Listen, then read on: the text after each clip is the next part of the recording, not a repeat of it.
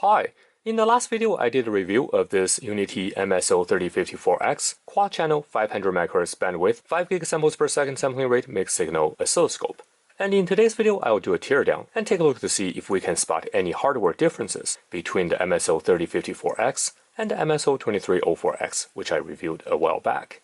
After all, besides the enhanced bandwidth and onboard sampling memory in the 3000X series compared to the 2000X series, the other capabilities are quite similar. Also, as you have seen in my teardown video of the MSO2304X, we have to pretty much disassemble everything for us to review the main FPGA due to how the heatsink is mounted, and to get to it, everything had to come out first. For the MSO3054X, I suspect it would be more or less the same.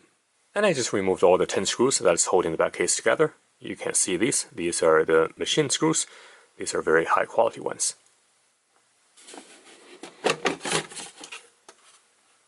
So from a glance, everything looks the same as what's in the 2304X, but of course you can see here we have this Wi-Fi antenna. And that's because we have a Wi-Fi module inside this 3054X. I need to remember to be very careful when removing the case, as I certainly don't want to break the connector here. This time around it was a lot quicker to take everything apart, as the process is exactly the same as desampling the MSO2304X. Of course, I was extra careful with the flat flex cable for the display, as I didn't want to turn this into another repair video. And that was what happened when I was trying to reassemble the MSO2304X after the teardown. If you watched that video, you will know what I'm talking about. Anyway, I will link the repair video up here if you are interested. And here we have the main board. I have already removed all the shielding cans and also the heatsinks on these chips. At a glance, I didn't notice anything that is different from the mainboard of the MSO2304X, except for the Wi-Fi module here. And that's pretty much what I expected. By the way, I will leave a link to the teardown video of the MSO2304X in the card up there. In this video, I probably won't spend as much time as the board layout and most of the components seem to be identical. Here are a couple of pictures side by side.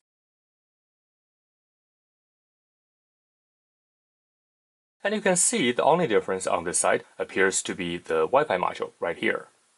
But I do want to check out whether there's any difference I can spot in the input sections, as the MSO3054X has much higher bandwidth compared to the MSO2304X. I just zoomed in a little bit, and by the way, these two channels are for the function generator. They are identical to the 2000X series. They're driven by this ADC 9122, which is a dual-channel 16-bit DAC. The signal processing for the function generator is done in this Spartan 6 FPGA. And the part number is XC6SLX16, which is exactly the same one used in the MSO2304X. And by the way, between the function generator and the input channels, here you can see we have this section of circuitry, and that I believe is controlling the probe compensation signal, as the output frequency of the square waves coming out from the probe compensation testing section can be adjusted independently for each of the channels. Alright, back to the input channel. Let me put a picture of one of the input channels from the MSO2304X up here, and let's see if we can spot any difference.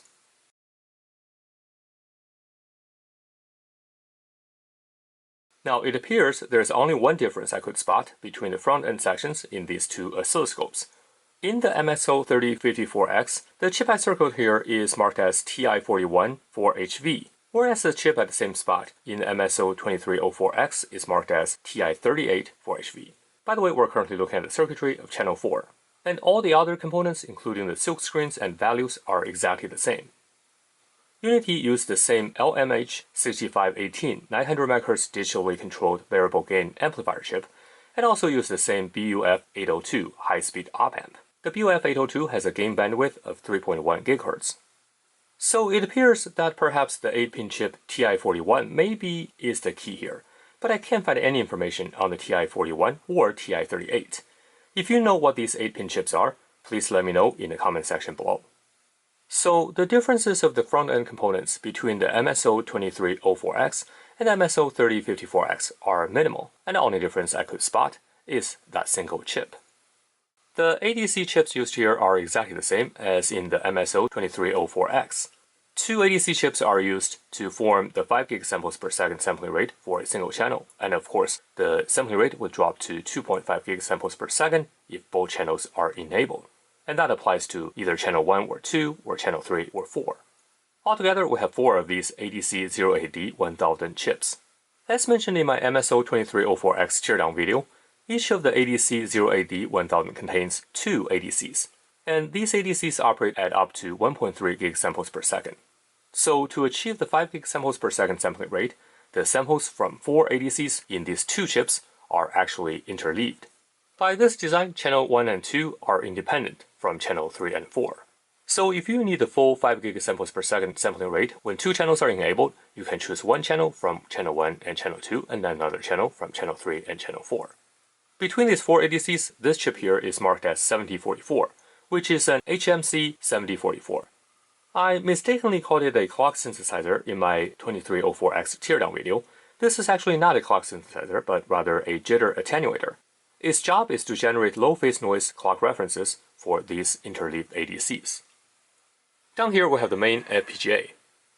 And like what I had expected, it's the same Xilinx Kintex 7 XC7K325T, which is exactly the same used in the MSO2304X. And these are the sample memory chips for the acquisition. What surprised me though is that the sample memories on this 3054X board is exactly the same as was on the 2304X. From the specifications, the 3054X has deeper memory depth compared to the 3304X. So I would have assumed that the memory chips here would be of higher capacities. So perhaps the memory depth is just limited in the firmware in the 2304X and not limited by the hardware. If you remember, the MSO3054X actually run a lot quieter than the MSO2304X, so I thought they might be using a different cooling fan. But after I remove the cooling fan, you can see that it actually is exactly the same model. It is the RCD4010H, and this model is used in the MSO2304X as well. So I'm actually a little bit surprised. This fan is a lot quieter in this scope compared to the MSO2304X. Let me shift it to the right a little bit. And here you can see the application processor used is also identical to the one used in the MSO2304X. It's a Rockchip 3568 quad-core ARM processor. The memory chips here are also identical. By the way, all these teardown pictures of the MSO3054X and MSO2304X are on my website, and I will provide links in the video description below so you can take a look and compare at your own leisure. And move right a little bit. And here perhaps is the only other difference on the main board. The module here is responsible for Wi-Fi, and it was absent on the MSO2304X because that scope does not support Wi-Fi and only support Ethernet connection. You can also see that we also have a MA3232 RS232 line driver up here, and I'm assuming that it's working in conjunction with this Wi-Fi module. Now, interestingly, the MSO2304X also has the MA3232 in place, but just not with the Wi-Fi module. Now, I just realized that the Wi-Fi module actually has 2 of these antenna connectors. Now, I actually don't remember which one the antenna was connected to. I guess I'll have to figure that out when I reassemble the oscilloscope. I guess I wasn't expecting 2 antenna connectors, but anyway. Up here on the left, you can see we have 4 of these ADCMP562 high-speed dual comparator chips. There are altogether 8 of these, 4 on this side and 4 on the other side of the board, which we'll take a look shortly. These are for the 16 digital channels. Now let me flip it over and take a look at the other side. Again, on this side, everything we see here looks exactly the same as what we saw in the MSO2304X, and up here, these are the 4 additional ADCMP562s. Towards the center of the board, you can see that is our TCXO temperature compensated oscillator. And let me just slide the board around, you can see it in close up. And these are the decoupling capacitors for the FPGA, and here are more decoupling capacitors for the CPU. And these are the comparator chips, and there's some solid relays on the input channels, and that's about it. The rotary encoder board is also the same, and so is the keypad board. The board is actually marked as, you can see here, MSO3000X. So at first I thought they might have designed a different board for the 3000X series. But I went back and checked the keypad board in the MSO2304X, and it actually has the same silkscreen. I guess I just didn't notice that back then. So these are identical. So let me flip them over and you can see the other side. And there's nothing on the encoder side. And on this board, of course, we have a microcontroller. And by the way, these headers are actually made it onto the encoder board like this. You can see that. That's how it was assembled. And here another difference is this BNC board. Because the MSO2304X does not support active probes, that board was just serving as a ground plane. But you can see here, this board actually has a microcontroller on it. And that's because the MSO3054X also supports probe interface for active probes. And here is the other side. You can see here we have the contacts for active probes here.